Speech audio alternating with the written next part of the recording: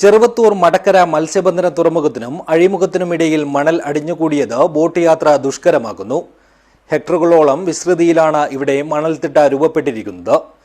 വേലിയിറക്ക സമയത്താണ് ഇത് മത്സ്യത്തൊഴിലാളികൾക്ക് വലിയ വിനയായി മാറുന്നത്.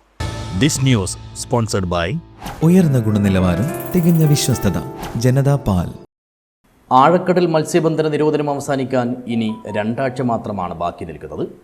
വേലിയേറ്റത്തെ ആശ്രയിച്ച് മാത്രമേ ബോട്ടുകൾക്കും വള്ളങ്ങൾക്കും കടലിൽ പോകാനും തിരിച്ചു വരാനും സാധിക്കൂ എന്ന നിലവിലെ സാഹചര്യം വരും ദിവസങ്ങളിൽ ഈ മേഖലയെ കടുത്ത പ്രതിസന്ധിയിലാക്കും. മീൻ പിടിച്ചെത്തുന്ന വള്ളങ്ങൾക്കും യന്ത്രവൽകൃത ബോട്ടുകൾക്കും ഈ മണൽത്തിട്ട വലിയ ഭീഷണിയാണ് ഉയർത്തുന്നത്. 200ഓളം വരുന്ന തദ്ദേശീയ ബോട്ടുകളും 1000ഓളം വരുന്ന പരമ്പരാഗത വള്ളങ്ങളുമാണ് മടക്കര തുറമുഖം കേന്ദ്രീകരിച്ച് കടലിൽ പോകുന്നത്. ഇതുകൂടാതെ സീസൺ സമയങ്ങളിൽ മറുനാടൻ ബോട്ടുകളും വള്ളങ്ങളും ഇവിടെ മീനിറക്കാനായി എത്താറുണ്ട്. അടിഞ്ഞുകൂടിയ മണൽ അടിയന്തരമായി നീക്കം ചെയ്തില്ലെങ്കിൽ യന്ത്രവൽകൃത ബോട്ടുകൾക്ക് മീനുമായി തുറമുഖത്തേക്ക് അടുക്കാൻ പ്രയാസപ്പെടും. ബോട്ടിൻ്റെ അടിഭാഗം മണൽത്തിട്ടയിൽ തട്ടി അപകടങ്ങൾ ഉണ്ടാകുന്നത് ഇത്തരം സന്ദർഭങ്ങളിൽ സാധാരണമാണ്. അതായത് ഇവിടെ മണൽത്തിട്ടകൾ ഇങ്ങനെ കണ്ടമാനം കൂടിക്കൊണ്ടിരിക്കുകയാണ്. അപ്പോൾ അത് ഉപയോഗിച്ചിട്ട് നമുക്കത് നികത്തി നല്ല രീതിയിൽ ഒരു ഗവൺമെൻറ്റിനും ഈ നാടിനും പ്രയോജനപ്പെടുന്ന രീതിയിൽ അത് ആ വികസന പ്രവർത്തനങ്ങൾ നടത്താൻ വേണ്ടിയിട്ടും നല്ല ഒരു രീതിയിൽ മണ്ണ് വേസ്റ്റായി വേറെ എവിടെ കളയാതെ രീതിയിൽ അത്രയും നല്ല രീതിയിൽ അത് മുന്നോട്ട് കൊണ്ടുപോകാൻ വേണ്ടിയിട്ട് നമുക്ക് എല്ലാ നാട്ടുകാരുടെയും ഇവിടുത്തെ എല്ലാവരുടെ സഹകരണത്തോടു കൂടെ വളരെ നല്ല വേലിയേറ്റത്തെ മാത്രം ആശ്രയിച്ച് പണിയെടുക്കേണ്ട ഒരു രീതിയാണ്. ഞാൻ ഇവിടെ ഒരു ചാനൽ ഹാർബർ തുടങ്ങുന്ന അന്ന് മുതലേ ഒരു ചാനലില്ല.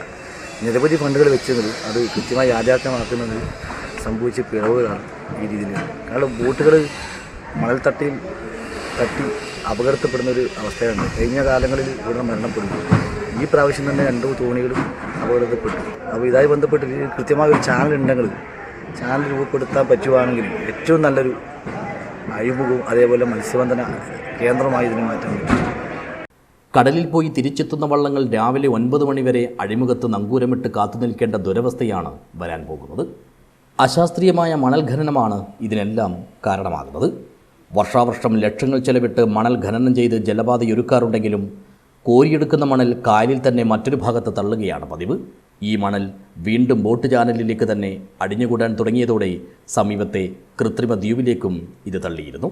ഖനനം ചെയ്യുന്ന മണൽ കായലിലേക്ക് തന്നെ തിരിച്ചൊടുക്കാത്ത ശാസ്ത്രീയമായി മാറ്റുകയോ കൃത്യമായ മാനദണ്ഡങ്ങളുടെ അടിസ്ഥാനത്തിൽ വിൽപ്പന നടത്തുകയോ ചെയ്ത് പ്രശ്നത്തിന് ശാശ്വത പരിഹാരം കാണണമെന്നാണ് മത്സ്യത്തൊഴിലാളികളും ബോട്ടുടമകളും ആവശ്യപ്പെടുന്നത്. News bureau, Cheruvathur.